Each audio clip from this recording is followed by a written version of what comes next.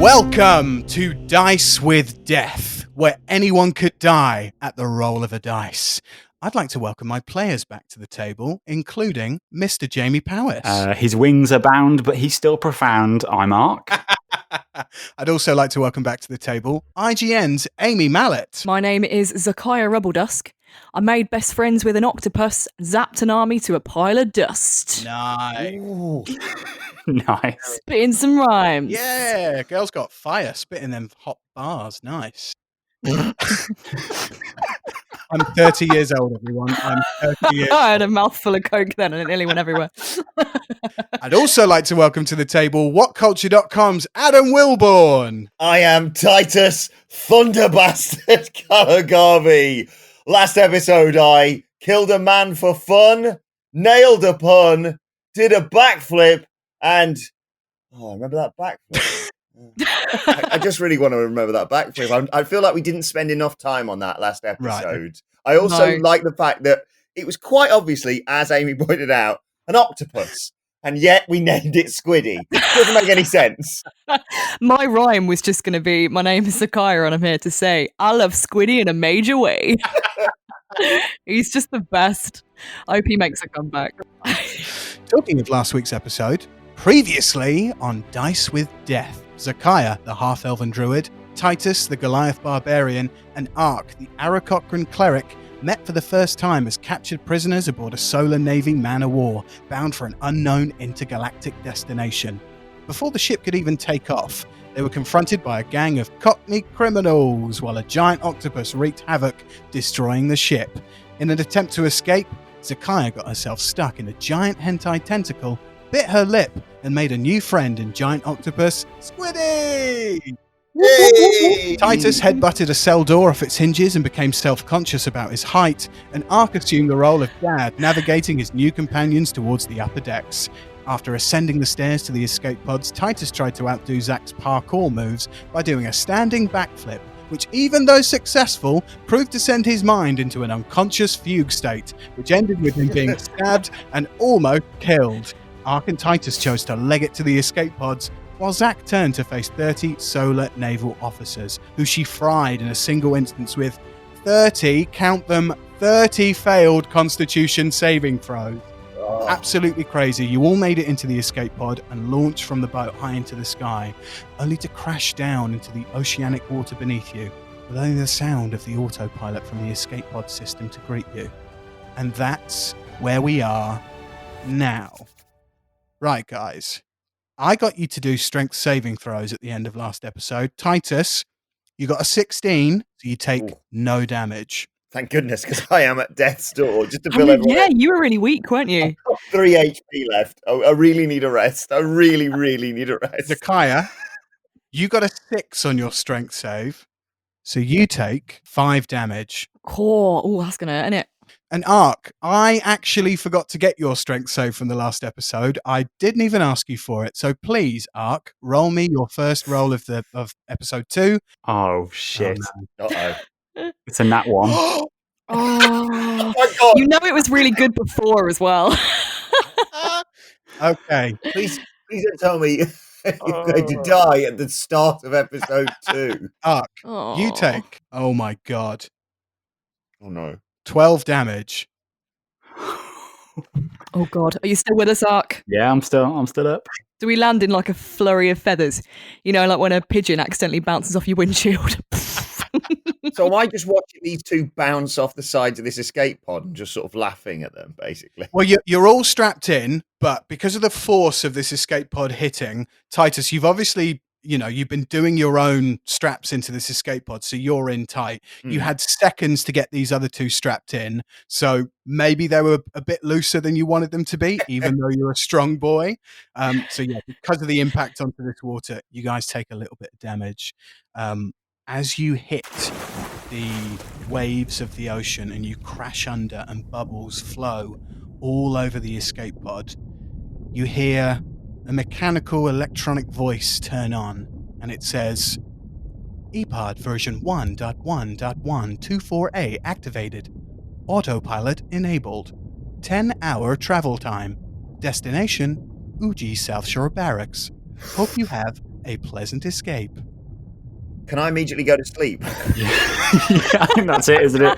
Let's long rest this bad boy. Yeah, you've raged yourself into a little toddler tantrum. You need time out now.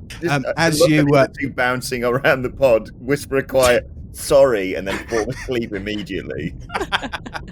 as you land under the ocean, you came in the door that was to the left of you, and a door on the right opens.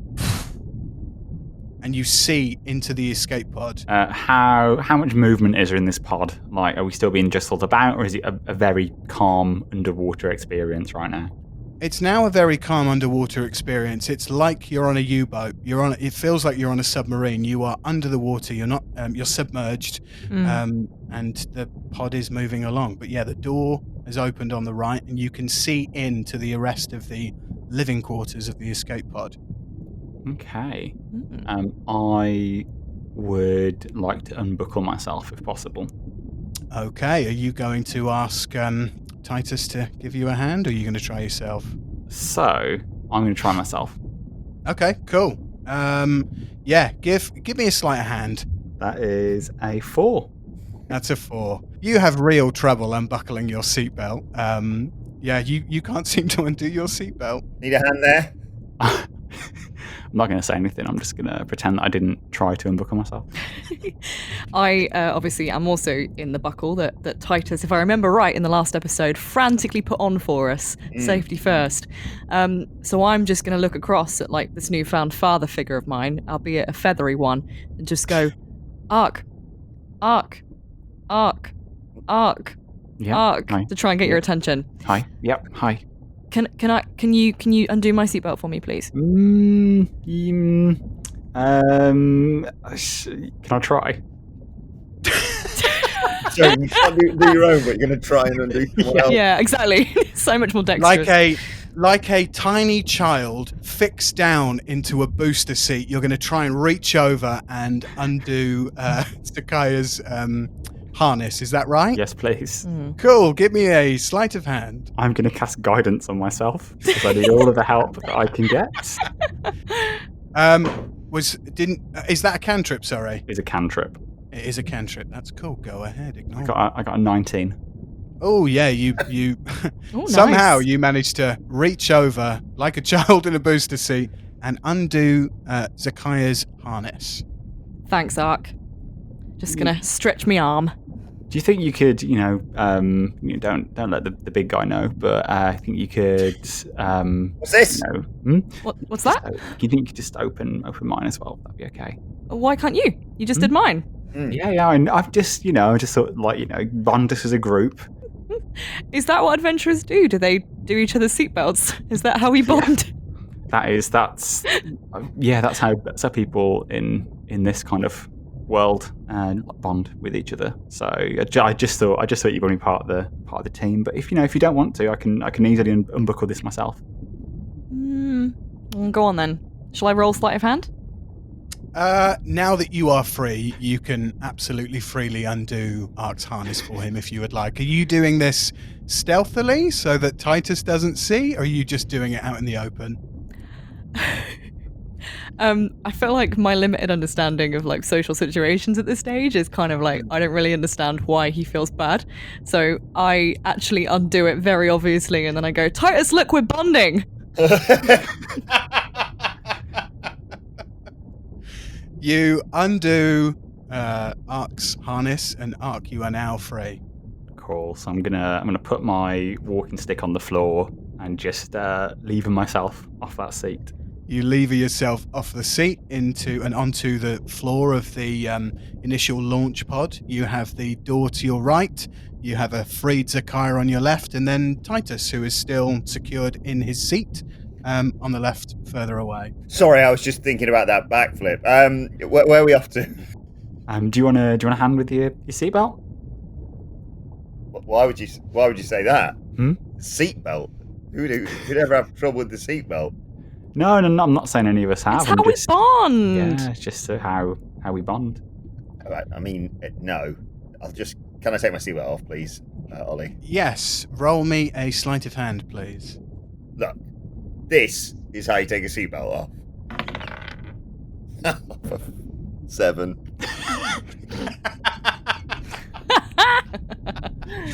Titus, you are still in your seat. Yeah, I'll take that having the seatbelt now, thanks. Let's bond, come on! I'm gonna. I flick it open. Okay, easy. You flick open you flick open the seatbelt, and Titus, you are now free from this harness. How are you feeling, Titus? I could really do with a bit of a lie down. Shall we have a look around here, see if there's any health supplies or medical supplies or anything? Oh, good point, yeah. I feel like there might be some supplies through here. Okay, cool. Shall we case the joint? Try and find, that's a phrase I've heard somewhere. Not really sure what it means, but shall we try and find some, like a medikit or something? So initially around you, you're in this kind of little tube where the harnesses are. You've got a door to the left which is closed. The door on the right has opened, and you look inside it, and it's like the living quarters of a submarine. You've got over in the corner, about 30 feet away from you, are bunk beds. 4 of them. So this escape pod normally seats 4. You see kind of like a kitchenette area. You see a very small living area with a 2-seater sofa and a screen on the wall. This is plush escape pod stuff. This is high-end solar naval officer escape pod money.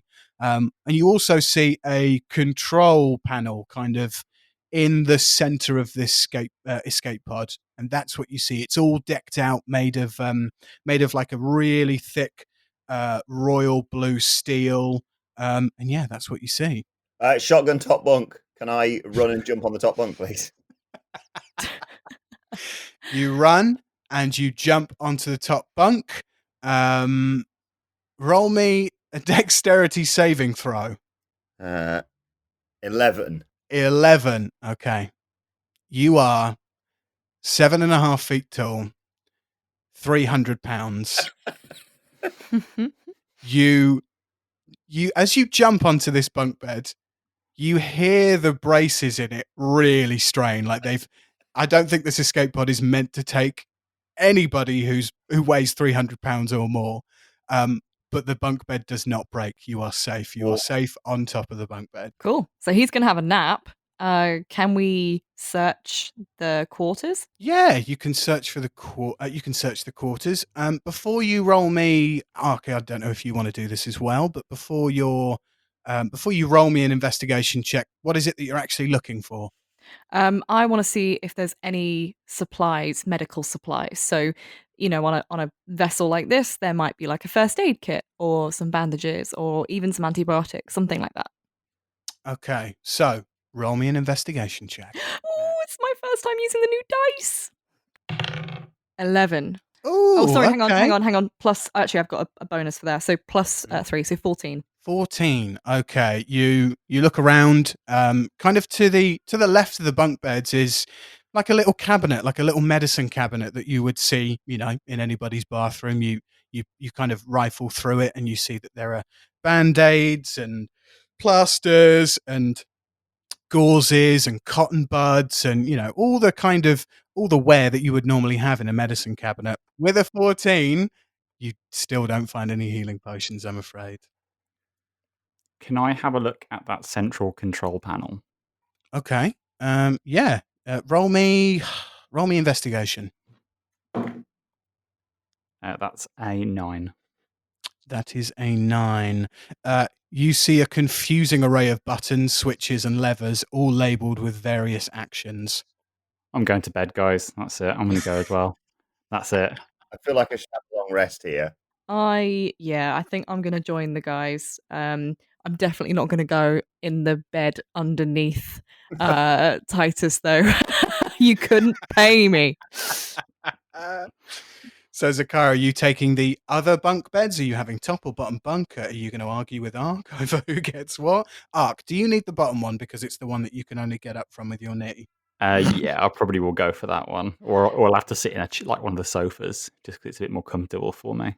There isn't a perch, is there, anywhere? It's not. I couldn't get up there if I wanted to at the moment. So. Cool. I'll take top bunk then. I'll take bottom. Go for it. Great. So you guys, after seeing Titus run towards this bunk bed and hunker down and get all snuggly and warm. You know that you've got a 10-hour journey ahead of you. A long rest is 8 hours for anybody listening who doesn't know that. So, yeah, are you going to take a long or a short rest? What you guys want to do? Long Long for me, rest? please. Ollie, I really hope my character isn't, but am I a snorer, or do I have to roll to see if I'm a snorer? Roll me a d20 to see if you're a snorer. 16. Oh, yeah, you don't snore. You don't snore. You're fine. Nice. Even though you're such a huge guy, you do not suffer with sleep apnea. You're fine. Thank goodness. Yeah, long rest for me as well, please. So, you all hunker down in your bunk beds, and you start to all drift off on this 10-hour journey. Everybody go ahead and roll me a d20 each and tell me what you get, please. Aark, what did you get? I got a 5. Zakaiya, what did you get? I got 13. Titus? 14. Titus, you fall asleep Oh. and you enter a dream. To start with, you feel your feet are planted safely on a floor that you cannot see, in a room that you have no worldly understanding of. But from the pitch black, however, you start to hear the sound of people cheering. What would you like to do? I suppose I should head towards the cheers. You take a few steps and you're surprised that in the pitch black that you are in, you can actually feel terra firma below you. But you walk in a southerly direction towards the cheers. And now you hear crowds of people cheering. Then you hear the booms of pyrotechnics and the beat of audacious music and the stomping of feet as the crowd gets louder and louder and louder. And as you approach, you see a black curtain hanging in a space it has no place being, in the middle of a vast, dark abyss with steps leading up to it. Titus, what do you want to do? I feel like this is an experience similar, slightly distorted, but it feels very familiar, this. So I'm going to look around to see if there's a small bottle of water to douse over my head. Is there? Roll me a perception check. Okay. 4.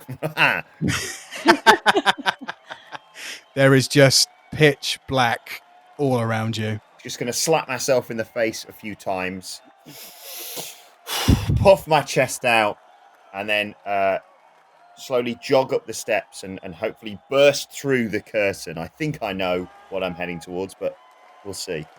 Titus, that's exactly what you do. You burst through the curtain and onto a stage, a Titantron, if you will, surrounded and welcomed by millions of cheering fans. Your fans in a wrestling arena on the ice planet of Ole. You're home, baby. Yes! Ahead of you, down the ramp and in the center of the ring, is a featureless silhouette of another wrestler. They pull on the ropes, hyping up the crowd, and stand proudly atop the turnbuckle with their hands raised high with their clenched fists.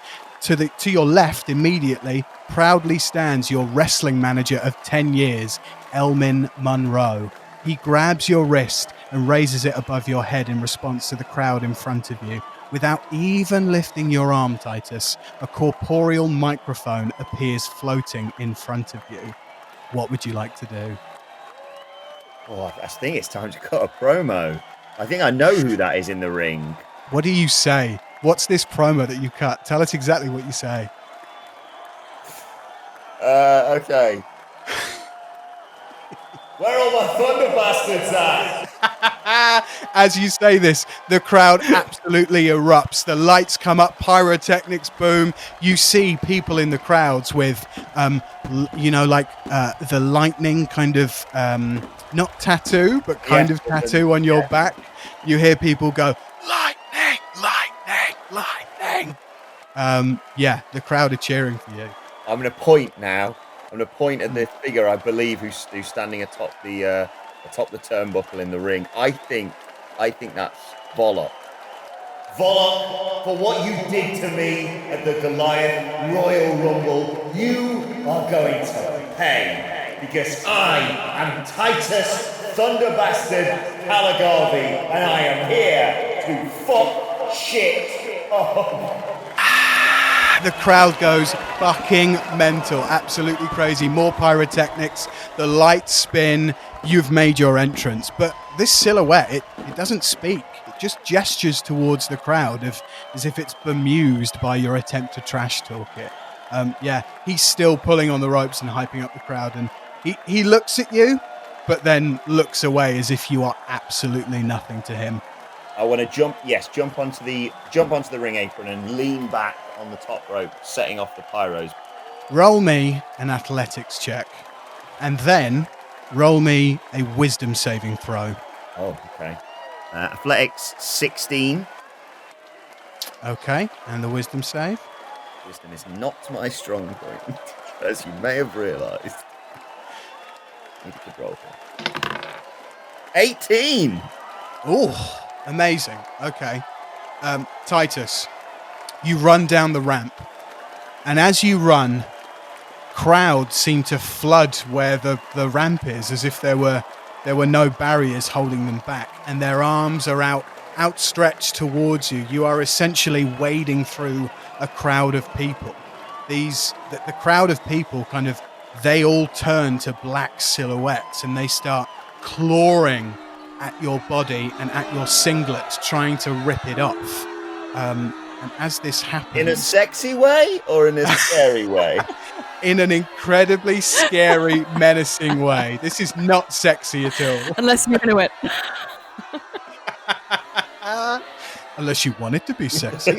No, it's not a sexy thing at all. Their faces turn completely pitch black, and you just see yellow glowing eyes on everybody as they're clawing at you. But with your wisdom save, you manage to make it through the crowd.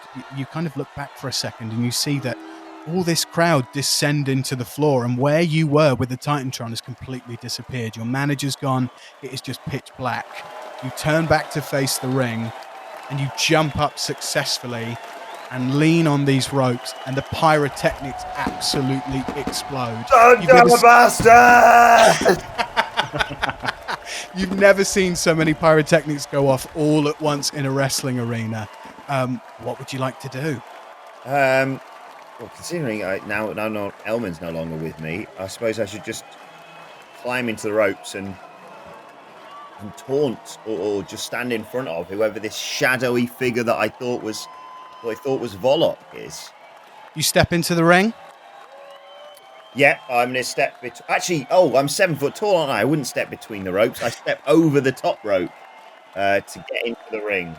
Like Undertaker or Kane or exactly any of those incredibly tall wrestlers, you step menacingly over all three ropes on the ring and enter. Yeah, you think this is Volok. He gestures to the crowd. He hasn't got a microphone. He's not here to trash talk. He's here to try and fuck you up. Titus, roll initiative. Go on, Titus. Go on, Titus. Go. You want to go? Oh. Sick. You want to go? You go first. Yeah. Always better on the counter-attack, clearly. Oh, dear. Titus, roll me a dexterity saving throw, please. 6 again. 6 again. The silhouette, who you believe to be your nemesis, sweeps your legs out from underneath you, and you start to fall towards the mat. Time slows down. The sound of the crowds turn to slow roars, and you see sweat globules floating past you as if gravity doesn't even exist anymore. You brace yourself. You brace your back to hit squarely on the mat. You've done this a million times before. You know how to hit the mat. But the hit never comes. The ring that was there before disappears, and you start tumbling through nothingness, just pitch black. You hear the sound of your clan members in echoey voices say, "She'll never love you. She'll never love you. She'll never love you. She'll never love you. You're no champion of hers. You're no champion of hers. You are no champion of hers." And then you see her, Titus, floating gracefully and glowing with radiant light as you tumble. This is Zalu. and she says, Titus, my darling, what has become of you? What do you say to Zalu as you're falling through this pitch black? Zalu, my princess, I must prove I am worthy of your hand. Titus, as you say this, you see the ground coming towards you, and as you tumble, you spin over yourself to face her face on, with your arms outstretched towards her and your legs extended towards the floor that you're falling to. Your toe grazes the outside floor of the ring, and she says, my love is reserved for a champion, not a last man eliminated. You wake up. Zakaiya, you fall asleep and you enter a dream. You're in the bottom bunk. The top bunk. Mm-hmm. You're all snuggled in, and your eyes close, and a glorious bright light shines directly into your eyes. It doesn't make you squint, though. It makes you feel warm and content. You feel so at peace with this, what should be a blinding light in your eyes. But through the bright light, the outlines of trees and eventually the forest start to appear. As birds' tweets echo through the vast expanse of undergrowth, you realize you're in a druid's paradise, Zakaiya. You're on your home planet of Een. This is the stuff. How does Zakaiya feel as she sees this place? Bearing in mind you haven't seen home for the last 5 years. You've been gone from this planet for 5 years. So how are you feeling? I feel incredibly serene.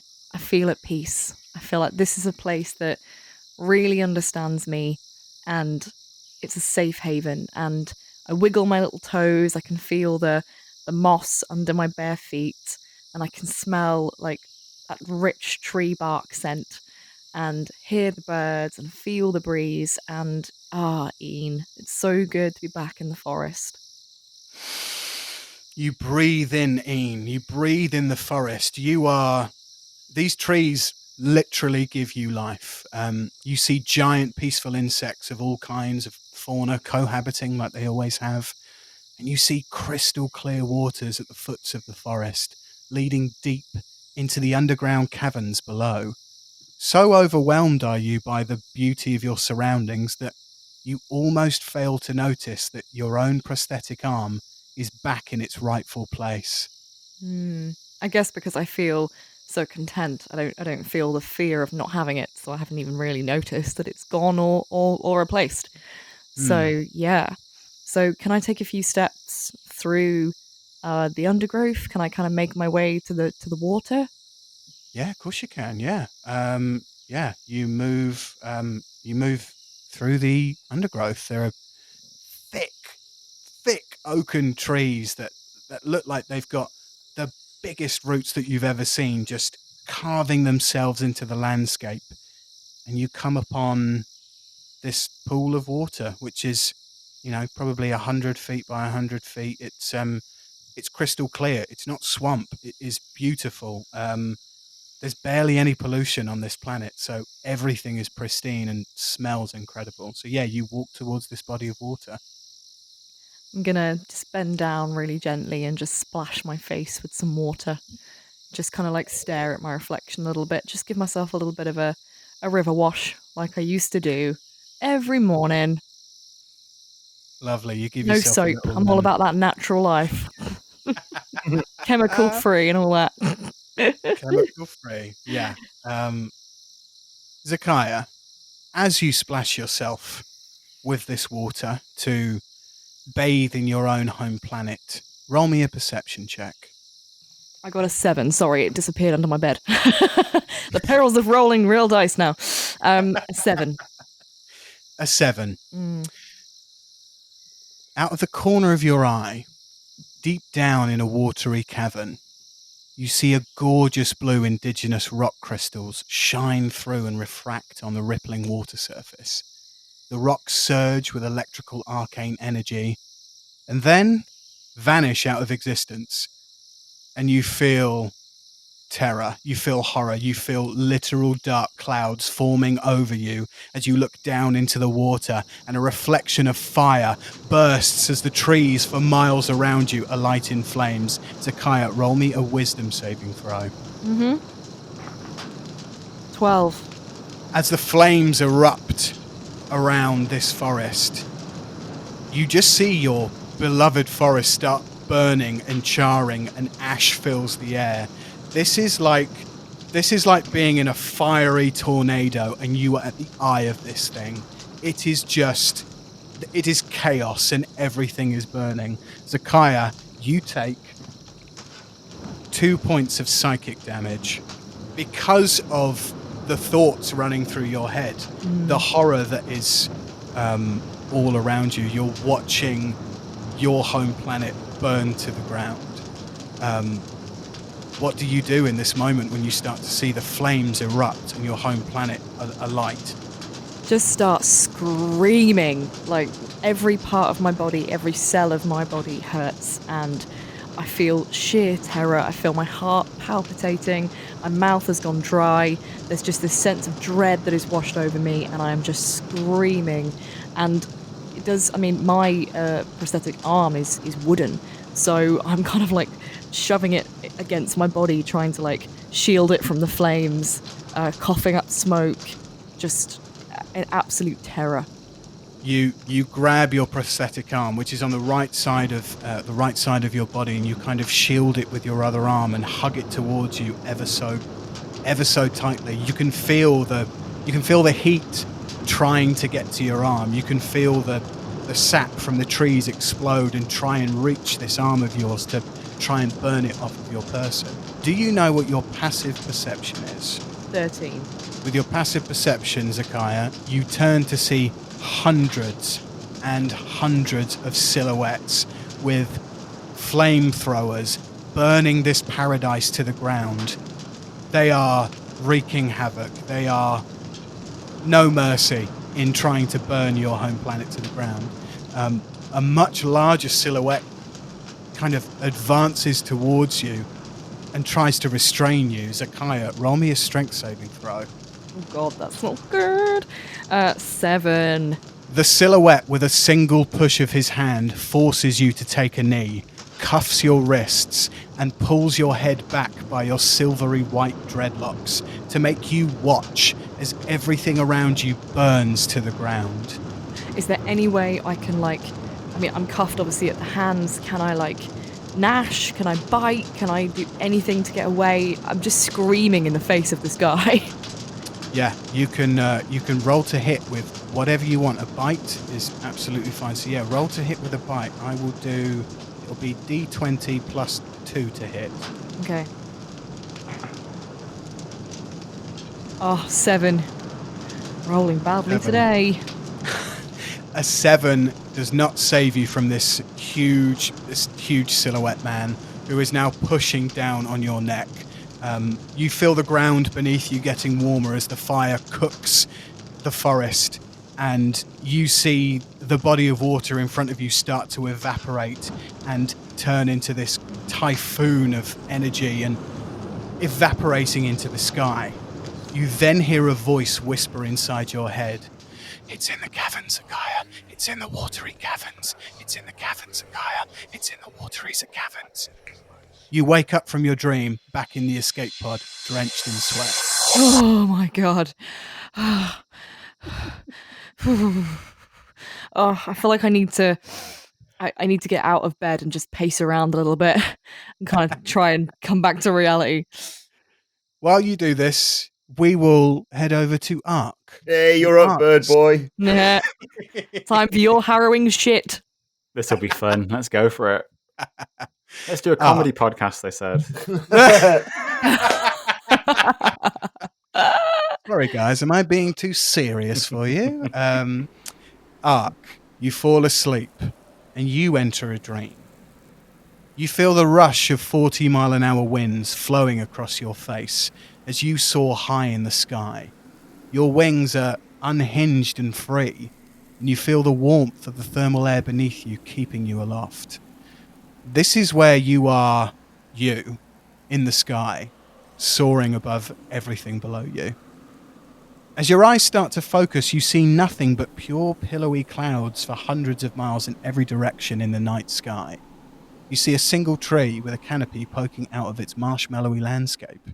You see nestled in the tree is a fine, wooden, 3-story treehouse with a sloping roof and a thick wooden frame decorated with fine foliage. You realize you're home. This is your house on the planet of Een. I'm going to just fly straight as fast as I can towards it. Are you going as, no, all pun intended, as the crow flies? I would picture that I would, because I've had my wings like bound for so long, I'd go pretty directly, but I'd do some loop-de-loops. I'd skirt across the clouds and stuff, but I would go quite quickly, I think. Great. While you do all these loop-de-loops, roll me a performance check. Nice. Right, here's a nat 20. Is that a nat 20? It's a nat 20. That is the second nat 20 of the campaign. Well done.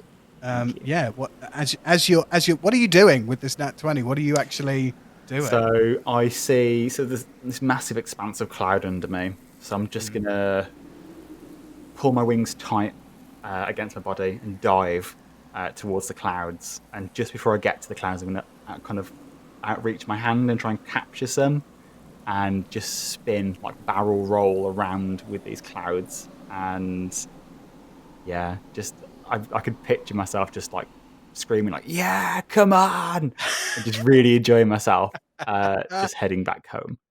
This is pure bliss to you. This is Studio Ghibli Spirited Away. This is how magical this feeling is to you. You know, you're scooping up clouds with your fists and caressing the clouds as you fly by with your wings. This is literal heaven for you. And you're heading straight towards your house. What is your passive perception? My passive perception is a 14. Okay. You spot an unusual occurrence of a single candle lit on the kitchen table as you look at your house. This 3-story wooden house poking out of this marshmallowy landscape. It's a real family kind of home. So you would know from living in that house that your house is normally lit up like a celebration tree because your wife is home, your kids are there, your family unit is all in this one house, but none of the lights are on apart from a single candle lit on the kitchen table. And yeah, there are no other light sources on in the house. I'm just gonna fly around the house then, just to see if I can spot anything's wrong. Give me an insight check. 13 plus 4, 17. 17. Quick maths. So slow. You kind of notice from when you're circling around your house that the side entrance to your house, a single wooden door, is unusually open and it's moving as it ebbs and flows in the strong winds that are blowing over your house. Okay. I am going to, after making a load of noise, try and be as stealthy as I can. And I'm going to kind of fly down to that open door and try and see what I can... Okay. Roll me a stealth check. That is, I rolled a 10 plus 4 is 14. Okay. As you land by this door, without even pushing on this door, it's kind of ebbing and flowing in the wind as if the wind was in control of it. Suddenly, some otherworldly force that you don't know what is doing this takes over the door, and it opens wide and slow. And as you look into the house, you feel that the walls and ceilings of your own house start to turn on their own axis, as if you were falling through a moving kaleidoscope. Through all the twisting, however, you see straight through into the kitchen where the single candle is lit atop a brass candle holder. And you see a piece of parchment laying under the holder and flapping in the wind, blowing in the wind from the open door. Is it very dark? It's incredibly dark. There is only one single candle light lit, on top of the kitchen table. It's, there's moonlight, so it's not completely pitch black, and you can see into your house, but the kitchen table is the thing that's illuminated the most. Okay. So I'm gonna clap my hands together, and as I pull them apart, I'm gonna create light in my hands. You enter through the door, you create light, you illuminate the middle level of your house, which happens to be the kitchen and living room. It's all massively open plan. You're a very fancy bird. And yeah, you use a light cantrip and light up this whole floor. Nothing seems to be out of place. There's just this kitchen table with this candle light on it and a piece of parchment underneath it. But as you cast light, the candle light on the table goes out. As I'm walking towards where the candle is, I just want to shout out, Elek, Aark, Zed, are you here? No response. Okay. I'm going to walk towards that candle then. As you do, the piece of parchment that is underneath this single brass candle holder flies out from underneath the candle and towards a wall. Give me, in fact, what do you want to do? What do you want to do as this piece of parchment flies out from underneath the brass candle holder? I want to try and catch it. Give me athletics, man. Give me athletics. Oh, hold on. You can do athletics or sleight of hand, whichever you want to do. I rolled a nat 20 again, so this doesn't matter to me. You grab this piece of parchment, and this piece of parchment, even though it is cradled in your hand so tightly, with having grabbed it like an old monk grabbing at a fly with some chopsticks, it is pulling you towards a wall, and it is not letting up. Like, it is pulling you so hard towards a part of your house. Am I heading quickly towards the wall? No, you are static, but this piece of parchment keeps Okay. tugging with inside your hand towards the direction that it wants to go. Without letting it go, can I read what's on that parchment? Give me a sleight of hand. That is a 10. That's a 10. Okay. So I'm guessing what you're doing is trying to open up your hand a little bit to read what's on this piece of parchment. Yeah, trying to. I think my hands are, because I can feel it being pulled to the wall, so my hands will be around the other side of it. And I just open my hands and see if I can see if there's any text on there. Okay, fine. With your hand on the other side of it, you manage to open it up just slightly in your hand, and you see that it says your name on it. It says Aark, scribbled in fine octopus ink. Do I recognise the handwriting? You do. Whose handwriting is it? It's your wife's. Okay. Just a big tear is going to roll down my face, a tear of happiness. The parchment within your hand is still pulling towards this wall. Make me an opposed strength save. That's a 13. That doesn't save you from being pulled towards the wall. You're not being pulled with the force of like damage. It's just this piece of parchment really wants to go. Your passive perception is 14. Am I right, Aark? That's correct. Okay. You see in front of you a door that you've never seen in your house before. It has an unusual shadowy arcane energy erupting from the frame around it. And on the floor just before the door, you see an ink stain and trail leading under it. And that piece of parchment is trying to get under that door. I let the parchment go. You let the parchment go. It flies out of your hand with the swiftness of a starling in flight and gets wedged between the bottom of the door and the threshold of the door. And it's just flapping in the wind as the wind from the side of your house, or the door that's now ebbing and flowing again, is opening and shutting and opening and shutting. So you said this door isn't like an arcane door? So there's some sort of weird energy coming from it. It's a really weird, shadowy kind of arcane energy that's around the frame of it. Yeah. Can I do an Arcana check? Yeah, you can.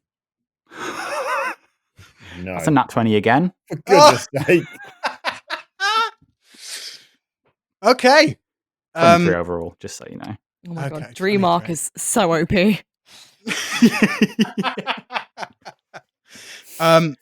Aark, this is the darkest magic you have ever encountered. It's not something you've ever seen, ever read about, ever heard of. It is all encompassing, and it looks like death has come to your house. I'm going to pray to tempo. So I'm just going to bow my head a little. Yeah. And just go, oh. Tempo sent you a message, mate. You better get it. That could not have been more perfectly timed. Tempo's like, lol, who dis? So you pray to Tempo and you say, just go, mighty Tempo, please protect me. I open the door. you have prayed to Tempo. You will have advantage on your next saving throw Okay. for praying to your all-encompassing God, the person that you worship and get your powers from. As your palm connects to the wood of this door, you feel this dark arcane energy swell around your hand, making its way up your arm and eventually piercing your heart. Roll me a wisdom saving throw. And do it with advantage if you want. I'm going to do it with advantage. So I got a 22. So, you won't take full damage, you'll take half damage. You take 3 damage. Okay, and I've not had a long rest yet, have I? You haven't had a long rest yet. This is not the end of your long rest. I have. Yeah, I'm really, really badly injured. I have 3 hit points. Hey, welcome to the party, pal. Yeah, this dark arcane energy has pierced your heart and is invading your subconscious. You start to hear voices invade your mind as you push through this door and into the darkened room. And they start saying to you, disappointing, so disappointing. Stand down, soldier, stand down. Why did you leave us, Daddy? Why did you have to go? You're no more honourable than the dirt on my shoe. You refused your call to duty. You are no man. We don't even miss you. You're pathetic. Is leaving us with no father better than fighting? Now we're all going to suffer because of you. And these voices echo in your head. It's all you can hear. I channel divinity and I cast Turn Undead. Ooh. Ooh. What are you... tell me what you're casting Turn Undead on. So, you mentioned that there was this deathly energy. Yeah. I'm going to cast Turn Undead and try and move this negative, deathly energy away from me, if I can. Okay, wisdom saving throw coming your way, my friend. It rolled a 3, and it got a 7, so I think that's a fail, am I right? You have to beat a 14. As you push through this door and into an incredibly darkened room, you feel the darkened presence disappear. The room still feels like it's haunted or in danger, but you don't feel an immediate attack coming your way. And you notice on the floor an ink trail that matches the one that you saw under the door by the threshold. It lines the floor and disappears into the room under darkness. I'm going to follow that ink trail. You follow this ink trail for 50 or 60 feet, lighting up the room as you go. You've never seen this room in your house before. You have you have entered somewhere that you have absolutely no idea where it is. It's darkened stone walls with kind of, it looks like mining beams as if they were propping up the walls. And you walk into this room. You see on the ground in front of you a huge pile of individually folded pieces of parchment.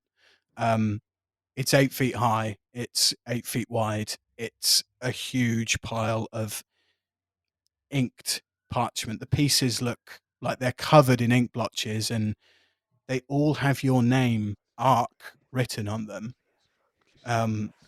A strong wind starts to fill the room, and the pile of papers start to ascend into the air, swarming around the room in a tornado of chaos as the voices play louder and louder in your head.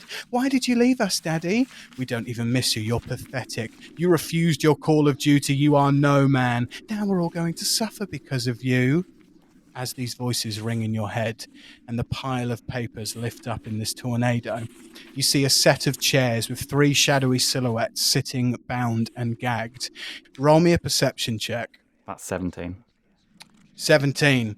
You see, bound and gagged in these 3 chairs, your wife and your 2 children.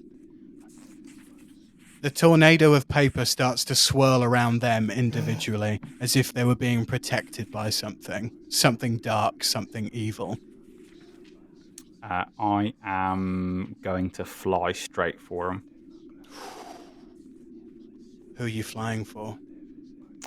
I am going to fly for my youngest, which is Zeed.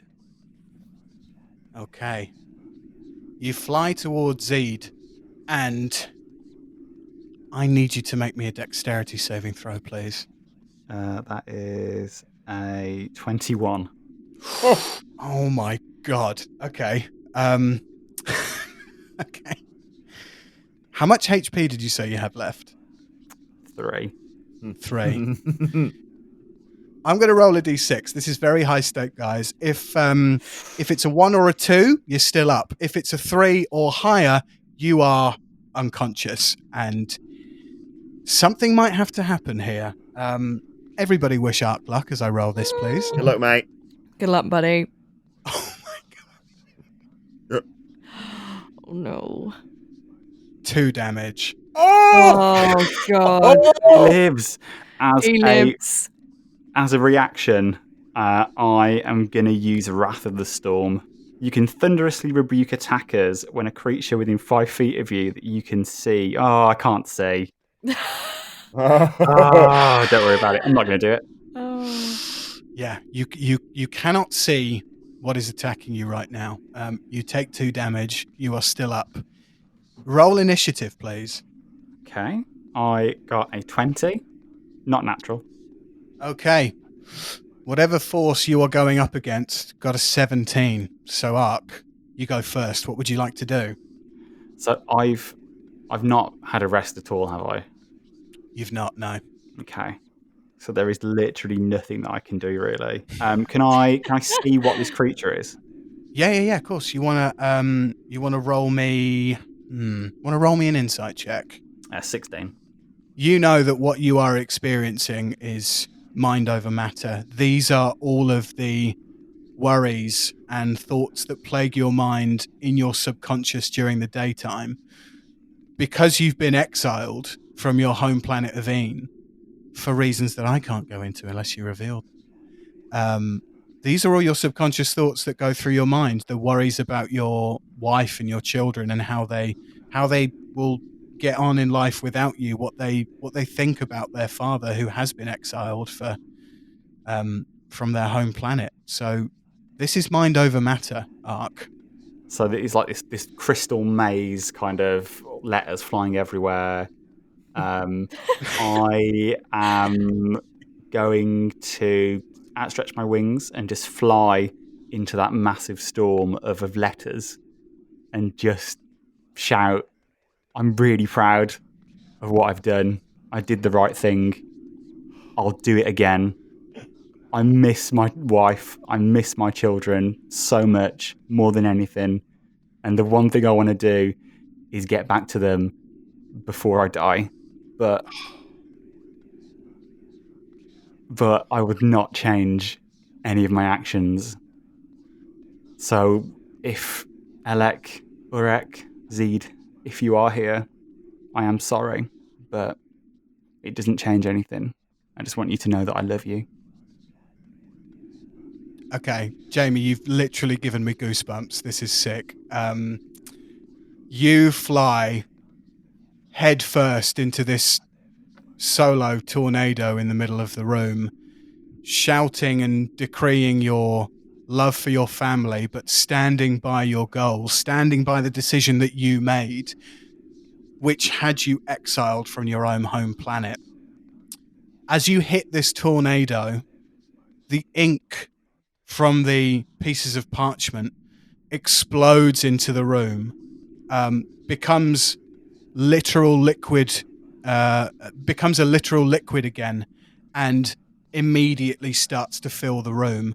You see that like a trap in some kind of pyramid in Raiders of the Lost Ark or something like that, the room starts to fill with ink like it's a watery substance, and you start to see that your wife and children, who are bound and gagged to these chairs, start to float for a second and then start to drown. Roll me a wisdom saving throw. That is a 22. 22. You see your wife and your children pulled under, completely and utterly pulled under by this inky substance. It seems as if, looking at the inky substance, that there are inkier, deathly hands underneath, pulling them down into this whirlpool of ink. What do you want to do?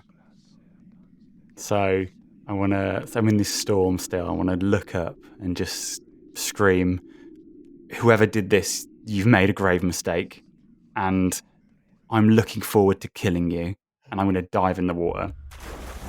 Oh, okay.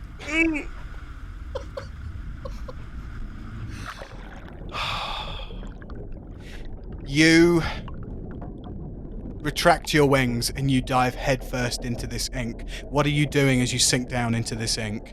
I kind of want to try and push through it. So I want to kind of use my wings like a penguin's wings. I just want to properly, all of my force, straight in the water and just get to one of my family. You see these inky hands kind of caressing over their faces and bodies as they pull them down into the ink. You then start to feel hands pulling you down in the opposite direction, and you feel a pair of hands open your beak as wide as they can for you to swallow all of this inky substance. Roll me a wisdom save. That is a 24. 24. I'm wise. Oh, God. I'm wise as shit. You're wise as shit. You resist these death-like claws trying to pull your beak apart, and you fight through these hands trying to hold you back. I'm on the edge of my seat here. I know. I feel like I got off really lightly. I feel like my little dream sequence was like, a little blip. I don't think I got tortured anywhere near what Aark's been through. Aark, you hear a voice. You hear the voices in your head say the same thing that they've been saying over and over again. Stand down, soldier. Why did you leave us, Daddy? You're no more honourable than the dirt on my shoe. All of these thoughts and sounds are ringing through your head. And then you hear your wife. You hear her speak. The clearest you've ever heard her speak in your head before. And she says, "Never come back." You wake up from your dream, drenched in sweat, in your bottom bunk bed. Cool. So that's the dream sequence is over. Christ, you definitely, you got the most harrowing, I think, Aark. Yours was like, God, it was a campaign in itself. Blimey, mate, you right? Yeah, I'm okay. You have all awoken in the bunk bed, in the escape pod. It is 8 hours later. You have all had a long rest. Hey! So if everybody would like to put your HP back up, reset your spells. You're all fresh for the day. What are you doing as you all get up out of bed after 8 hours of terrifying rest? Do we? So I guess we all look visibly shaken up.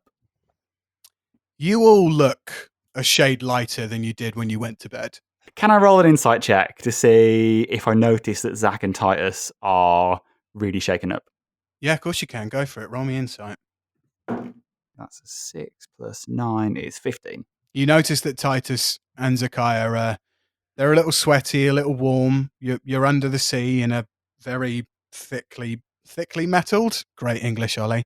A very well crafted escape pod, but it's not particularly warm in here. And you see kind of a glaze over each one of their eyes as you all awake together.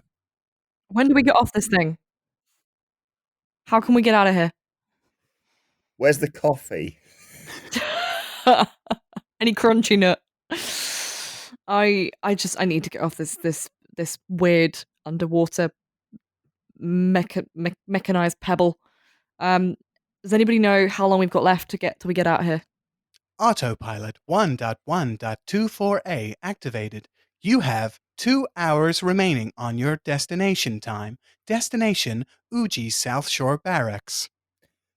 Ollie, can I take a look at this control panel? Because I feel like this is kind of very much in my wheelhouse. It's I think it's some control panels just need to be headbutted, guys.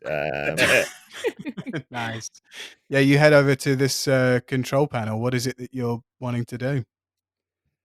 I just want to see what all these leaves are about. So just take a look, really. Okay. Yes. Yeah, roll me an investigation check. Okay, here we go. 5. You see a confusing array of buttons, switches, and levels, all labeled with various actions. Can not to dictate what anyone else does, but can I sort of get quite angry at this and lean back to headbutt the control panel before I'm stopped by one of the party, please? Yeah, I'll intervene because I'm gonna have a go. I'm gonna have an investigation check of the panel just in case. Okay, cool. Yeah, as this is the last investigation check you can properly do, I will let somebody give Zakaiya the help action to have advantage on this roll if they would like. Don't all burst the blood vessel, will you? We should. Yeah, go on then. Okay. I'll give the help action. So that's 16. That is great. You see a panel on the control unit that says armaments with a red button next to it, along with 2 levers that say initiate armaments. You also see a button sequence for shields and engine power. Cool. Okay. Maybe if we activate the engine power, that might get us there a little bit quicker. Also, can I roll a perception check to see if there's any creatures outside the craft? I always feel more comfortable in the company of animals and not people. I mean, technically, Aark is a bird person, but can I have a little peek outside and see what's about? Yeah, of course you can. Roll me a perception check. 5. So that's a no. Zakaiya, you see some refractions of a faint light that glow through the algae in the water that you're traveling through that suddenly disappear as soon as you look towards them. Oh, that reminds me of the crystal in the dream and the fire. Ah! You start screaming as you look towards this porthole. What's everybody else doing as you start screaming? I don't really know the girl, so I'm not sure if this is just what she's like. So I might just, very standoffish, just stare a little bit. Burning. So much burning. So much burning. Just keep my distance.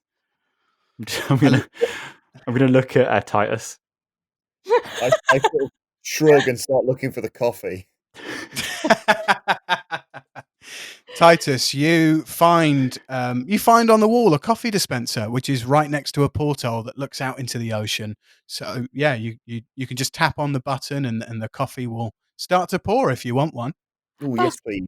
crazy. I couldn't find a medikit for Titus, but you found a freaking Nescafe machine straight away. Instant as well. I like it. Yeah. What kind of coffee machine is this that you found? Is it instant? Is it like proper posh frothy stuff? What is it? I'd like to think it's the ones that you get in like petrol stations. So you just put a quid in, Yeah. you press a button with your little cup underneath it, and it fills up with the right amount. Yeah. It's always, Okay. always tastes dreadful. Yeah. What kind of drink are you going for? Why not? I'll go for. I think with you think about him, he's 7 foot tall, 7.5 foot tall, 300 pounds. He wants a latte. He needs his latte. Titus presses the button for a latte. The hot water dispenses out into the glass, into the cup, sorry, and when the milk should start pouring, no milk comes out. Oh. Looks like this machine's gonna get headbutts. I mean, my first thought was to smack it. I love how you've all had these harrowing dreams and no one is talking about it. It's so funny. It's Oh, so absolutely, stand-up. yeah. Traumatized. Keep your problems to yourself. Titus, roll me a perception check, please, as you're by this coffee machine, which is next to a porthole. That is, yep, a 4. A 4. Okay. You also see nothing.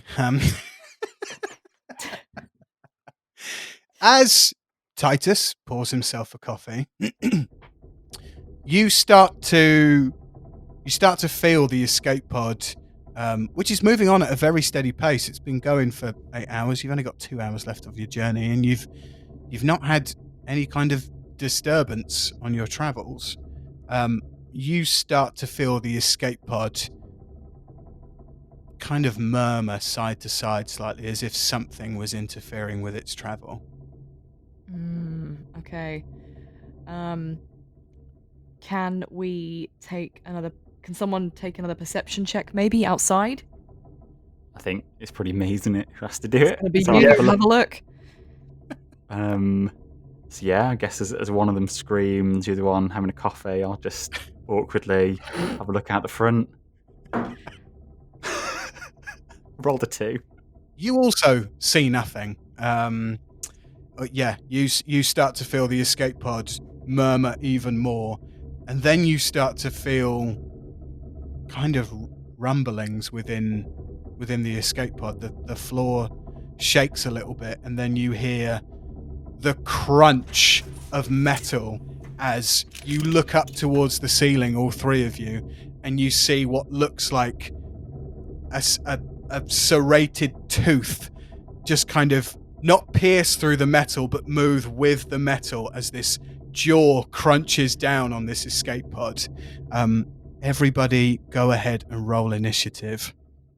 Before we do, can I smack the shield button on the panel? Nice. Because I found it. You did. You know where it is. Give me an athletics check to get in to hit the shield button before this jaw clenches fully down. 12. 12.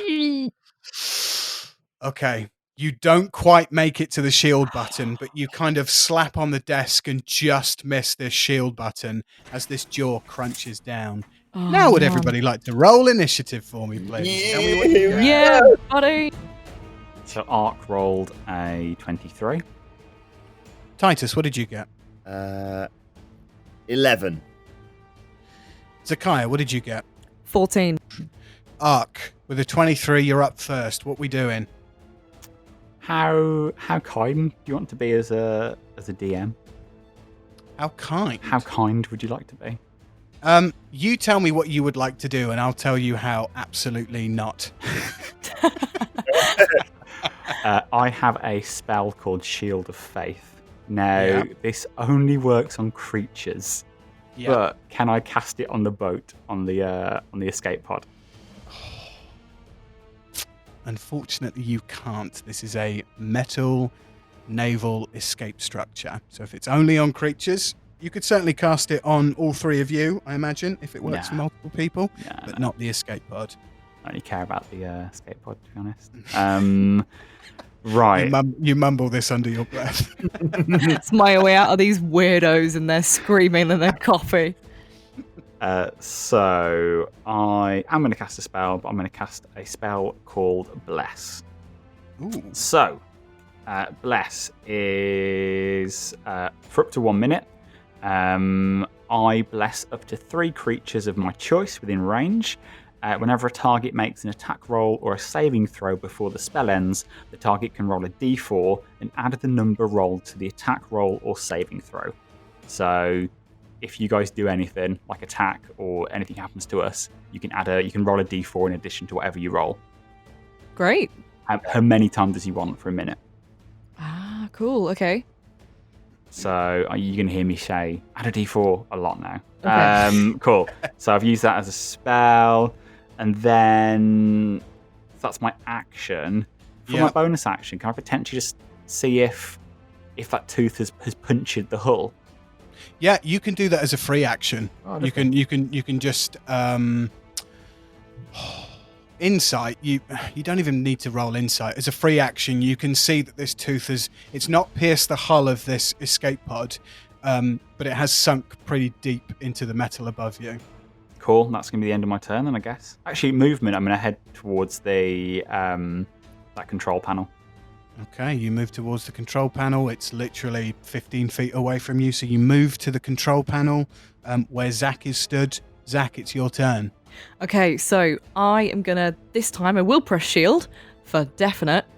What happens? So Zakaiya, you slap the shield button down on the control panel in this escape pod, and you hear the engines on the escape pod completely shut off. The power is being sent completely to the shields. You are now static in place, but you have raised this escape pod's AC by 3. So you have pressed shield. You have reinforced this escape pod that you are in. You feel this surge of arcane energy move from engines to shields, just like Star Trek. You feel this. You feel the escape pod get heartier as you press the button. Cool. I saw something on here about armaments, which could be some kind of weapon, some kind of thing we can deploy. I start tapping all the buttons. Just like a kid in a sweet shop, just like, one of these has got to be a torpedo. So you have used your free action to interact Just with press a button. the button. Yep. Just press a button. That's a free action. That's fine. With your action, you just want to start hitting buttons. Is that right? Yep. I basically just want to find the button that fires the thing. Okay. You slap on some of these buttons, and you hear the autopilot voice come back in and say, "Incompatible. Sequence incomplete. Sequence incomplete." Oh, I've got to do these bastards in a sequence? I thought I could just press it. Can I roll maybe like either an insight check or an investigation check to try and work out how I can fire off a torpedo or something? Yeah, go on then. Roll an insight check. This will be your final thing that you can do for your turn. Okay. It's a nat 20, I'm not even lying. Yes.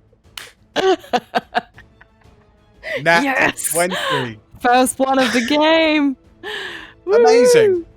Zakaiya, having studied this control panel for all of 6 seconds, you through your druidic understanding of how the world works and how logical some things can be and how arcane energy can be and how it can benefit you. You know that pulling the levers and pressing the red buttons will engage the pod's armaments with 3 joysticks that will drop from the roof. One control will be a harpoon ballista, one control will be an electric probe, and one will control the throttle and the shield. Nice. Cool. Can we get those 3 to drop down from the ceiling? You can't do it now on your turn because you've taken all of your actions. But I can. Oh shit! I mean, he's gonna backflip first. He's gonna backflip his way over there. He's gonna headbutt the controls. Titus, you can certainly do something about this, but it is unfortunately this creature's turn first, which has taken a bite out of the escape pod. So now that it has this escape pod in its grasp, it's going to try and bite down on this escape pod to try and pierce the hull. So I'm going to roll to hit on this escape pod. Wish me luck, guys. Have we still got bonus AC because we've not flicked the shield thing down yet? Yeah. So so shields are on because Zakaiya hit the. You hit the shield button, didn't you, Zakaiya? I did hit the shield button. When you first said AC, I thought you meant air conditioning. And I was like, I don't know if that helps. We're a bit more cold. It's sweaty in here. I don't know if that's going to help. Yeah. Aark, I don't know what you're on about. I'm completely dry over here, mate. What are you saying? For everybody listening at home, AC is armor class. So because Zach has hit the button on the control panel, this escape pod now has +3 AC. You guys will all know that... I should just tell you anyway that this escape pod now has 18 AC. So this thing that is attacking you has got to try and hit. So here we go. It's going to try and bite. It got an 8, so that does not hit. This creature tries to bite down and it can't quite get grasp on it. It can't find the original tooth hole that it's just tried to pierce in the top. So yeah, it completely misses. And it can't shake you because it's not got you in its grasp anymore. So that is the end of its turn. Titus, you're up. What do you want to do? I really want to get on harpoon gun. So whatever process we have to get to get that. So we need to deploy the armament. Is that right? Yeah, I think we have to do the red lights and the switches in a certain order. I'm pretty sure there's a Final Fantasy VII minigame. I can do it. I've got this. I'll do it. You grab the harpoon gun. Well, I can't do it right now, but I can show you what to do, and you can copy it. So as a free action, Titus, you have asked Zakaiya exactly how this thing works. Yeah. Because she seems to, with her insight, know what's going on. So Zakaiya, are you relaying this back to Titus? Yeah, in the way that the mansplaining kind of way. Like, this is a lever. Got it. You see those fleshy tendrils? There, that's your hand. You put that on there. There you go. Give it a whirl, big man. So Titus, tell me exactly what you're doing as you're at this control panel. I'm pressing.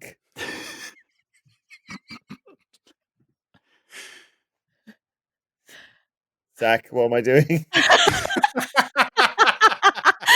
As if you've forgotten already. I just showed you. So you pull the lever down and you press the red button at the same time. Okay. I'm pulling the lever down and pressing the red button. Yes. Well done.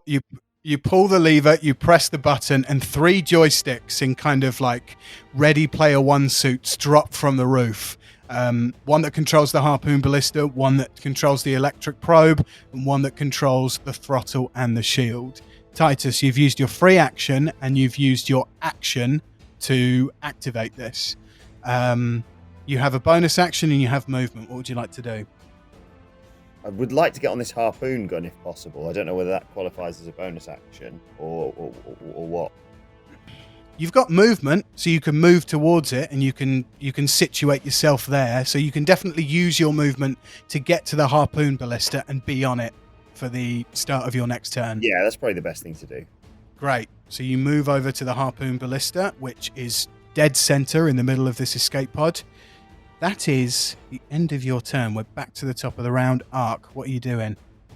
So I'm just going to look at Zach and go, right, do you want to drive or do you want to electrocute people? I would very much like to electrocute people, please. Yes. Okay. So I'm gonna head towards the joystick that controls the shield and the direction.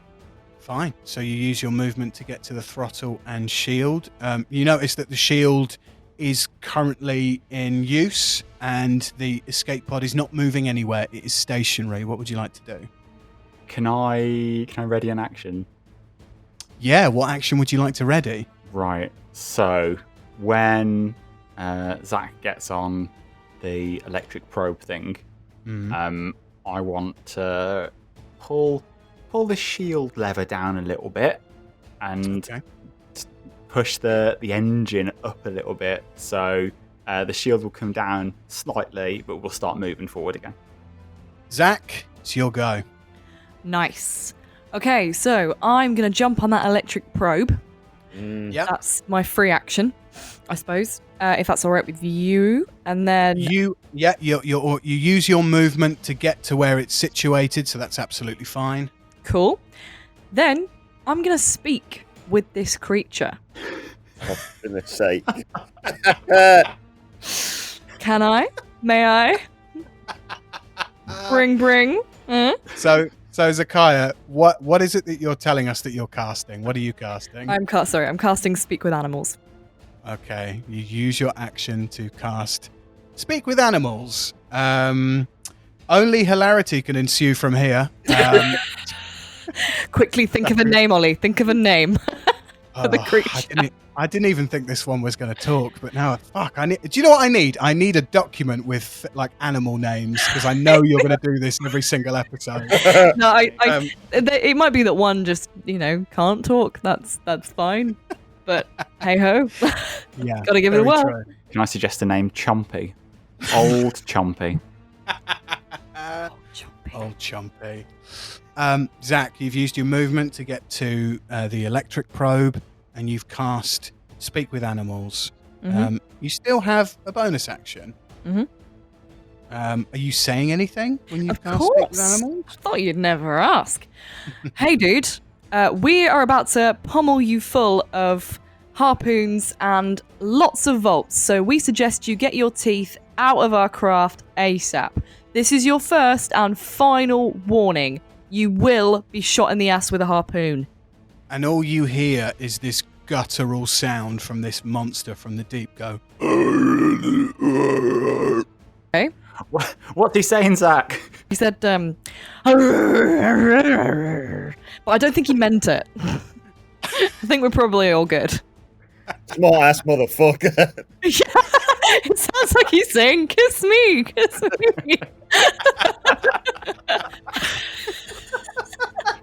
A Team America reference could not have made me laugh more then. So good. funny.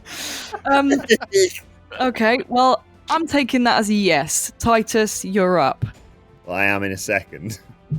Well, hey, I gave him warning, I thought maybe if there was any way of reasoning with him, we could avoid bloodshed with the animals. It's always the way. I think I know the answer to this, but I'm asking it anyway. Was that his action, or is that...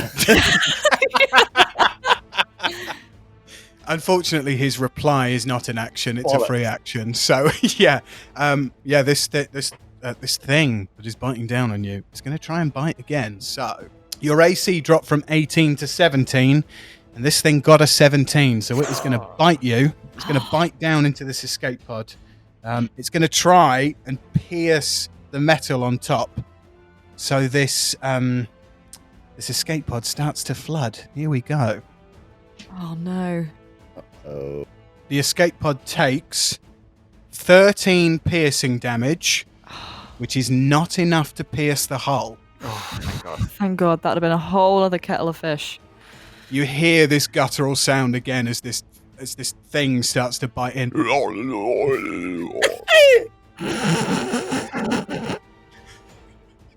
This is meant to be menacing, guys. Come on, stop making fun of my noises. That is the end of this creature's go. Titus, you're up. Let's get on this harpoon gun. Shoot this dickhead. Titus, do you know how to use a harpoon ballista? It's just like riding a bike, isn't it? Basically. Yeah. Which I've also never done before. So So, Titus, if you're going to use this harpoon ballista, you're going to be attacking at disadvantage. So roll 2 d20s and take the lower one, if this is what you want to do. Unbelievably, both rolls were 3. So, an 8 plus... That's a 10. Oh, mate. You were so close. You just missed. Oh God. You cock the barrel back on this harpoon ballista. You feel this huge underwater arrow kind of lock into place in the barrel, and you fire, and you hear as this arrow, which is attached to a wire, by the way, fires past this creature, and you hear him make the noises as he's not been hit by anything. Titus, as you used your action to fire it, you can use a bonus action to reel that arrow back in if you would like to. Yes, I think that's the best thing to do. Can we do a perception check to see if that arrow has hit anything? Because if there's land or anything nearby, we could pull ourselves towards something and escape. If anybody wants to do that on their turn, I will let them. Sorry, But sorry, for Daddy. now- Sorry, What? sorry, sorry, Dad. No. Amy, we're not going to skip over the fact that you just called me Daddy. We're just looking at merch at every available opportunity. We've got the Squiddy toy to buy, and now Daddy, but with like D&D written in front of it. Oh yes, The Daddy. the Daddy. And also a band T-shirt, Squiddy and the Humanoids. Who can forget? Nice. I'm your D&D Daddy. Daddy. I'll skip that Just now. want to say, as a dad, that is really creepy still. So just going to drop it out there. Anyway, I'm sorry for overstepping. it's fine. That's okay. Just call me Daddy next time. Titus, you reel in this arrow attached to a thick metal chain, and you manage to cock it back in place and reload it, ready for your next attack if you so wish. You still have movement and a free action, but I guess you don't want to move from where you are. No, I'm just ready to just keep an eye on this dickhead and try and hit him. Aark, it's your go. This is going to sound crazy, but should I just punch it? Shall we just get the fuck out of here? I mean, so do we know what speed this thing goes at? There's one way we can find out. Where we're going, we don't need roads. We don't need roads. I'm game for it. Be a bit sad not to have a go at the electrocuting probe, but happy for you to make that call, Aark. I'm just gonna be a good dad and just go. A good daddy. Why you let the dice decide? That's a good shout, right? Let the dice decide. Okay, let's do odds and evens. Roll me a d20. What would you like to be Leggett, and what would you like to be Stay?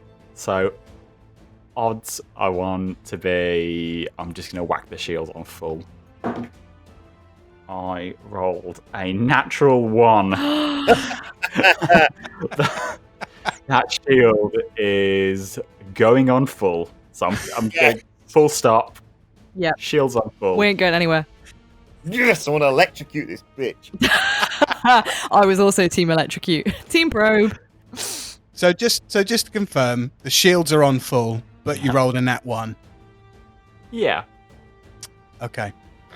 You put the shield on full, and you don't feel this escape pod go back to full 18 AC. You feel the power surge, the imbalance in the engines, and the quick decision making that you're having to go through to make these decisions. Surges a little too much in one way or the other. The current kind of meets in the middle and sparks. The maximum AC this escape pod has now is 16 at full shields. Oh man. Shit, should have punched it. Should have punched it. If in doubt, punch it. That's another t-shirt right there. Can have that one for free. Aark, is there anything else you'd like to do? Just go. Oh, I'm really sorry, everyone. Apologise. It's okay. That's the end of my turn. It's all right. We can still fry this bastard. Like a disgruntled dad who just wanted to leave the soft play area and go home, you are staying put. Zach, you're up. Okay. Can I use this electric probe? Zakaiya, how many times in your life have you used an electric probe? A solid 0 times. Okay, so on your first attack, you will be rolling with disadvantage to try and hit this thing that is trying to crunch down. What would you like to do? So I guess I just rolled a hit.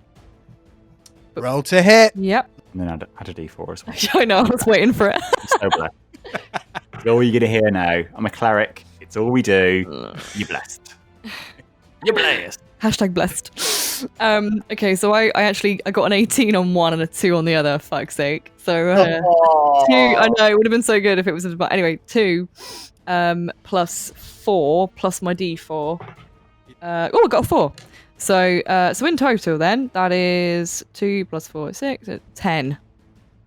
It's a no, I'm afraid, Zakaiya. You fire off this electric probe, and you do notice, however, that when you fire off the electric probe, it kind of it shoots through the water, but it looks like it has an area of effect that it can affect, and you just miss. You just kind of swing it too much to the left or to the right. You're off the axis a little bit. The monster that is kind of attacking you and crunching down on this escape pod has moved you slightly off course. So you miss with your attack, unfortunately. Damn it. How close is the coffee machine? I might increase my attention span. Might get my aim better. It's 10 feet away from you, so you can get to it and back in time. Oh, yeah, go on. All right. Can I have espresso, please? You leave the electric probe station. You press the button on the coffee machine, and you get an espresso, and you manage to get back to your seat. You can drink it if you want. Yeah, I'll have a sip while while we're waiting. You have a sip. Roll me a luck check. So roll me a d20. Yeah. Oh. Did you get higher than a 10 or lower than a 10? Lower than a 10. You sip this coffee, and it does not hit you the right way. It makes you feel incredibly sleepy and incredibly drowsy. What? She's got a baby tuno. It's just milk. It's just milk. This coffee is having the opposite effect of what it should have. On your next attack with the electric probe, you will still roll with disadvantage at attacking this monster. So sleepy, guys. Okay, we go over to this monster. This monster is going to try and hit again and try and pierce this hull. It got a 9. It misses. Yes! Suck it. Yeah, so this monster tries to crunch down. With all this juttering around and the electric probe going off in different directions, you've kind of moved yourself in the escape pod out of this monster's mouth, so it cannot crunch down on you. That is its turn. Titus, you're up. Oh, it's time, boy. Am I still running with disadvantage, or am I like a dab hand at this harpoon gun now? You've had a go, and you know how it works. So you now roll just straight rolls. No advantage, no disadvantage, just a normal attack. Okay. Quick question as well. Yep. Inspiration. Ooh. I may have forgotten about on the last episode. Is that still applicable, or So from the time that I gave you inspiration, which was maybe, I want to say, 9 hours of real time ago, because you've had a long rest, and it took you about an hour from when we started the campaign to get off of the ship. I said you had that for 24 hours, so you can definitely use your inspiration to give you advantage on this attack. okay? Do I have to declare that I want to use it before I do my roll, or how's that work? I will let you I will let you declare it after if you want. So if you roll it and you go, oh boy, I need my inspiration, then you can roll it. It's fine because this is going to be a nat 20, but we'll it's good to know. Okay, here we go. Right, 15, Ollie. 15 hits. So you fire this harpoon ballista, and it soars through the water, just pierces, turns the water around it into little tornadoes and typhoons just coming off of it. You see the bubbles erupt, and you see it go directly towards this thing's eye. Like you've moved so far away that this harpoon ballista can pierce into its eye. For damage, Titus, I need you to roll me 2d12s. Okay. 10. Yeah, you see this ballista pierce this thing's eye, and you hear its gurgles get even more in pain and more deep and dark, as it just goes through the flesh in its eye. It starts to shake, it starts to kind of quiver, but it's really, really fucking angry now, and he is gonna, in his next attack, he's gonna try and fuck you guys up. You have a bonus action to reel in this harpoon, but it is currently attached. Just thinking things through, if I reel this thing in, it'll be right next to us and can't move. Surely the next attacks from Zach and Aark can't miss, really. Oh my god, he's only gone and figured it out. Yeah. By the way, Ollie, is this just like a big fish, or what is this? What I'm picturing is like one of those weird fish with a light on it, but I don't know. An anglerfish. Yeah, something like that, or like a kind of shark creature. You are fighting an angler shark. Yeah, let's reel this knobhead in. Okay, bonus action. You start to reel this angler shark in from its own head, like the harpoon that is stuck into its eye. The hook on the end has expanded, so when you try and pull it out, it's not coming out of the flesh. So you've got this thing well and truly secure. Titus, roll me an opposed athletics check. 23. Nice. One good roll I've had in the last hour. Titus, you reel this thing in perfectly, that it is right on the end of Zakaiya's electric probe. Stop his bollocks, Zakaiya! Oh, are we there yet, guys? Sorry, I nodded off for a minute there. God. Titus, that is the end of your go. Aark, you're up. So it's pulled against the ship, isn't it? It is. So there's no point in me particularly moving anywhere. Can I see the angler shark? Like through a porthole? Yeah, you can see its scales and flesh through quite a few of the portholes, actually. It's the thing that's trying to attack you is about the size of the escape pod that you're in. So yeah, it's pressed right up against the side of this vessel. Cool. Can that angler shark make me a wisdom saving throw? Ooh, it can. Tell me what you're doing, please. So I'm casting Toll the Dead. So I point at one creature you can see within range, and the sound of dolorous bells fill the air around it for a moment. The target must succeed in a wisdom saving throw or take 1d8 necrotic damage. If the target is missing any of its hit points, which it is, it instead takes 1d12 necrotic damage. Amazing. Right, wisdom saving throw. That's a cantrip. Yeah, so if you succeed, you take no damage. Okay, fine. Beat a 14, please. Well, please don't. Right, this angler shark is going to roll. The angler shark got a 6. Nice. So it takes 3 necrotic damage. Not that much, but there we go. It takes necrotic damage, fine.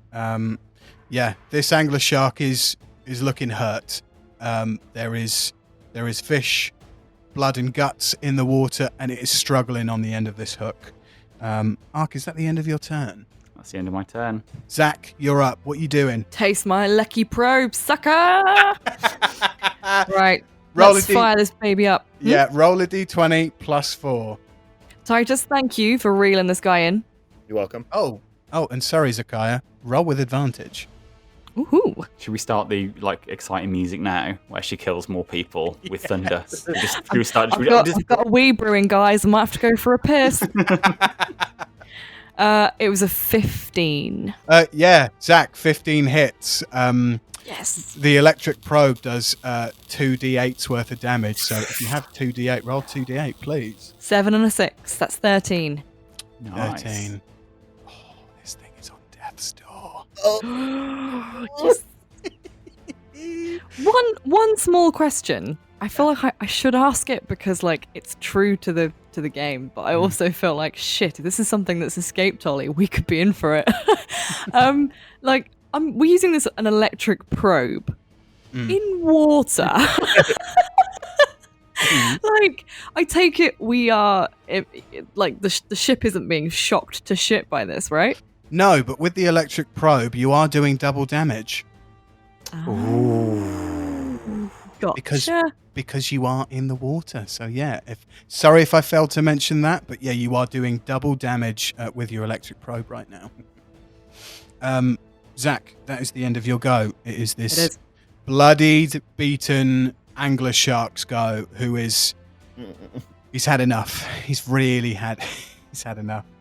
But he is going to use an ice breath against this escape pod. Again, he's in water. He is in water, but you are also surrounded by water. So, because you guys are in an escape pod, I am going to ask you all to each roll a d20, and these are all going to be... What are these going to be? These are going to be dexterity saving throws. So each one of you needs to roll a dexterity save, and the total of all three of your rolls needs to be above a 30. Okay. Gotcha. So you each have to get a 10 to save. I don't want to sound like a broken record here, but it's a saving throw, so you're blessed. Hey. Oh, we're blessed. Aark, what did you get? So my D4, I rolled a 3. Yeah. But with my D20, I rolled a natural 1. Oh my god. Okay, so we have 4 in total so far. Titus, what did you get? Which way around is that? Okay. I got a 6. But can I use my inspiration? Now's the time, mate. Okay. 10. Brilliant. Plus, hang on. Shit. It's gone everywhere. Try that one again. 11. Oh my god. Oh, okay. So that's a total of 15 so far. Zakaiya, you need to roll a 15 or higher. I've already done it. What did you roll? I got an 11. Did you roll your D4? Yeah, I fucking did, believe me. I was looking for anything else I could roll. So a 26 does not quite save. This fish unleashes this icy breath from its bloodied mouth, and its bleeding brain, which is bleeding all over the escape pod and the portholes. The escape pod is suddenly encased in ice.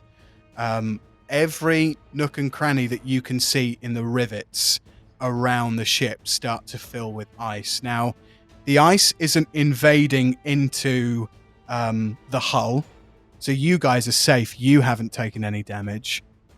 But the hull becomes so brittle and so almost breaking. The hull takes 10 damage, 10 cold damage. And yeah, your AC drops from 16 to 10. Uh-oh. Okay. Titus, what do you want to do? By the way, guys, with all this ice breath, you might notice that all your external weapons have been frozen in place. No. Hmm. When you say frozen in place, does that mean the probe is still attached to its bollocks? The probe. I did aim for the bollocks. I forgot to mention that. The probe is very much still attached to this fish, this angler shark. But yeah, it's frozen in place in its brain. So you can't fire this ballista anymore. It's just stuck in place where it is. But the electric probe is still touching. Will firing the electric probe affect us?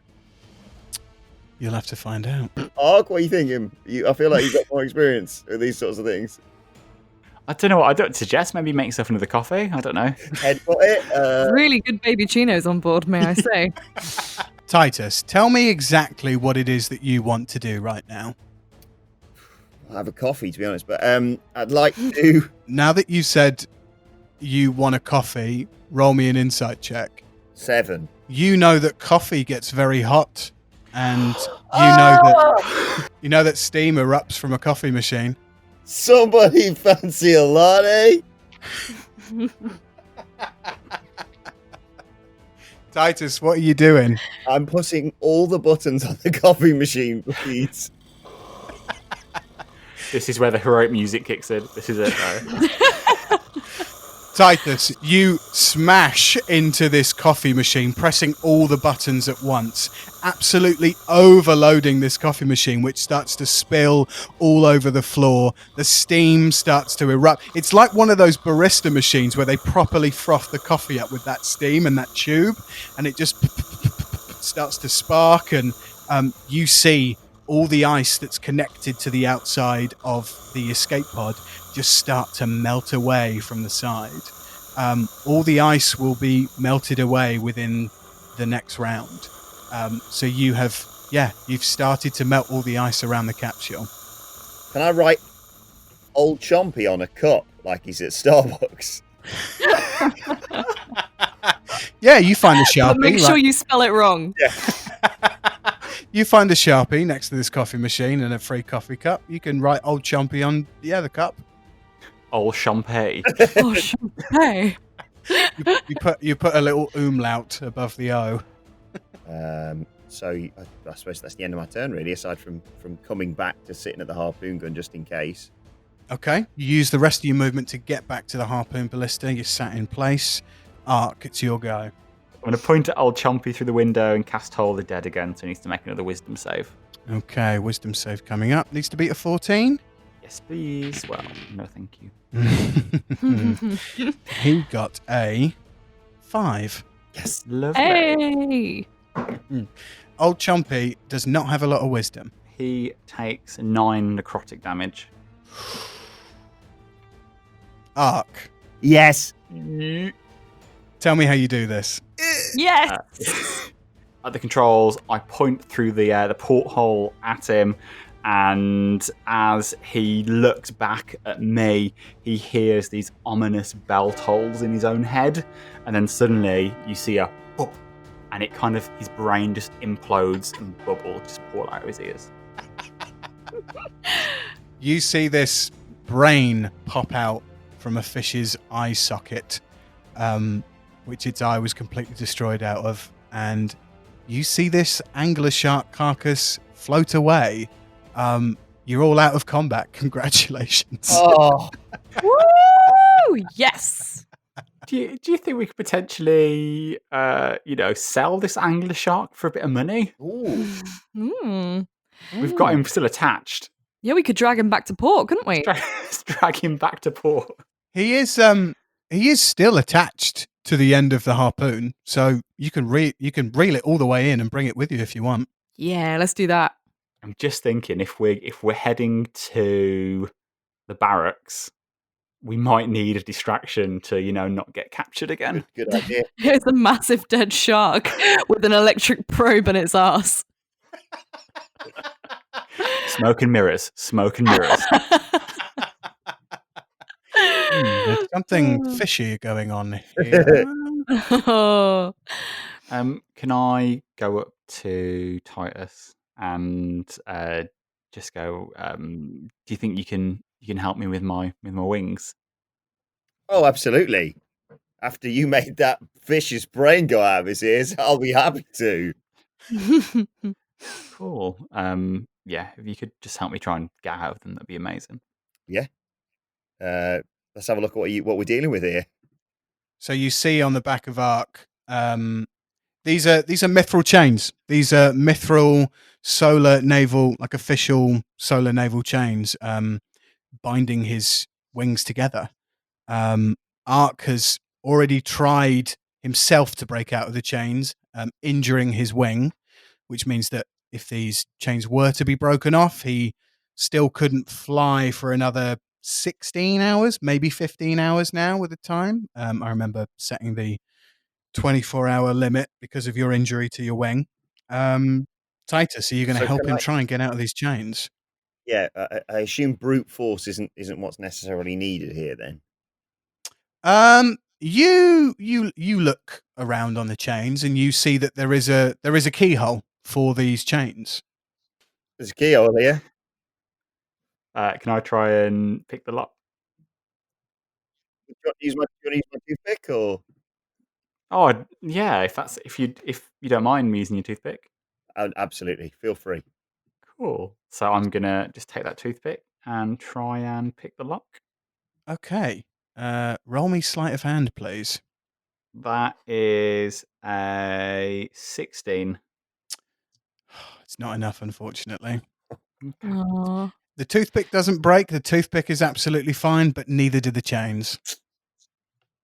With my delicate elven fingers and my sort of thieving ways occasionally, can I try with the toothpick? As you do, I'm gonna cast guidance on you. You can Hey. roll a d4. Okay. Alongside, what is it? Sorry, Ollie? It's going to be a sleight of hand check. Okay. That is a 19. Yes, come on.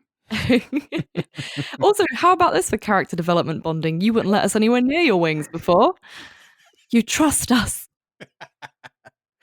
A 19 does it. Mm-hmm.